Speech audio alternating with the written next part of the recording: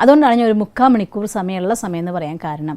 ഇതെല്ലാം കഴിഞ്ഞ് നമ്മൾ ഉറങ്ങി ഒരു ഡീപ്പായിട്ടുള്ള അവസ്ഥയിലേക്ക് പോകുമ്പോൾ രാത്രിയാണെങ്കിൽ വളരെ നല്ലത്. സബ് കോൺഷ്യസ് മൈൻഡ് പൂർണ്ണമായിട്ടും ആ എനർജി റിസീവ് ചെയ്തുകൊണ്ടിരിക്കും.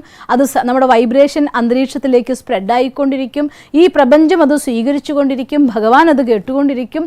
നമുക്കത് വളരെ വേഗം നമ്മുടെ അടുത്തേക്ക് വന്നു കിട്ടുകയും ചെയ്യും. എന്നിട്ട് രാവിലെ ഉണർന്ന ഉടനെ ആ കാര്യം നടത്തി തന്നതിന് താങ്ക്സും പറഞ്ഞേക്കുക. ഇതാണ് മെത്തേഡ്. ഇത് ചെയ്യുന്ന സമയത്ത് ഇതുപോലൊരു ചെറിയ പേപ്പർ എടുത്ത് എഴുതാൻ തയ്യാറാവണം. ഒന്നാമത്തെ കാര്യം 100% വിശ്വാസം വെക്കണം. രണ്ടാമത്തെ കാര്യം ഇങ്ങനൊരു പേപ്പർ പീസ് എടുത്ത് ക്ലിയർ ആയിട്ട് നമ്മളിത് റിസീവ് ചെയ്യുകയാണ്, ഐ ആം റിസീവിങ്, ഞാനിത് സ്വീകരിക്കുകയാണ് എന്ന് പറഞ്ഞിട്ട് ബാക്കിയുള്ളത് എഴുതാൻ തയ്യാറാവണം.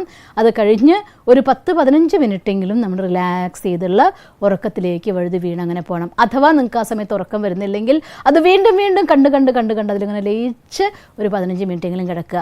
ആ സമയത്ത് പൂർണ്ണമായിട്ടും സബ് കോൺഷ്യസ് മൈൻഡ് ആ എനർജി റിസീവ് ചെയ്യും. അത് വൈബ്രേഷൻസ് ആയിട്ട് ഈ പ്രപഞ്ചത്തിലേക്കും ഈശ്വരനും അത് കൈമാറും. ആ ഡ്രീം നമ്മുടെ അടുത്തേക്ക് വരികയും ചെയ്യും. ഇതാണ് 24 hours മാനിഫെസ്റ്റേഷൻ എന്നതായിട്ടുള്ള ടെക്നിക്. തീർച്ചയായും ഉപയോഗിച്ച് നോക്കണം. വളരെ പവർഫുൾ ആയിട്ടൊരു മെത്തേഡാണ്. വേണമെങ്കിൽ ദിവസവും നമുക്ക് പിറ്റേ ദിവസത്തെ ടാർഗറ്റ് എഴുതി അല്ലെങ്കിൽ നമ്മുടെ ആക്ഷൻ പ്ലാൻ തയ്യാറാക്കി അതിനെ പെർഫെക്റ്റ് ആവാൻ വേണ്ടി കൂടി നമുക്കത് ഉപയോഗിക്കാം. അതിനുള്ള ഊർജ്ജം നമുക്ക് കിട്ടും, ശക്തി വരും, സപ്പോർട്ട് വരും,